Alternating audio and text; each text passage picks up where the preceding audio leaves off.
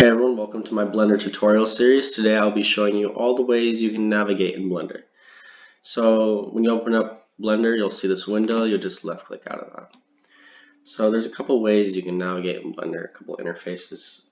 I'll be starting off with the middle mouse button, which you use to pivot. So you hold that down and it allows you to pivot around your scene. Another way you can move or navigate is scroll, and that will allow you to zoom.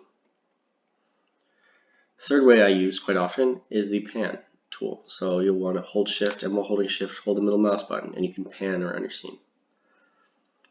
Now let's say you go all the way over here and you want to focus back on the center. I'm just going to left click this object. It's going to glow orange in your case, but I have an add-on that changes the interface look, but it glows all the same. Press period on your numpad if you have it, and it will refocus. Shift C also recenters your focus to the center of the scene, and that's also a useful tool. Another way you can navigate is you see this ball up here. Hold left click, and while holding it you can turn your mouse or move your mouse, and it will turn your view around the scene. Pivot much the same way as holding middle mouse button does.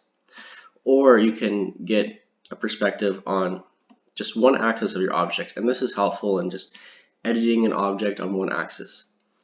To escape this tab, you can pivot by holding middle mouse button or left clicking on this ball up here, and those are two ways you can get out of that view. You can also pivot by holding this hand key right here. You just left click that and hold left click, and you can pan around your scene. And as you can see, it is kind of finicky. It kicked me away from the scene. I just press Shift C, or I can press a object and press period, and I could left click another object and press period, and it will focus me to that. Or I could press Shift C and it will center me in my scene as well. So those are all the ways I use to navigate in Blender, and there are a couple different ways to get in your scene. All are pretty straightforward, and they help you get to your next steps in Blender and learning your Blender journey. Thanks for watching.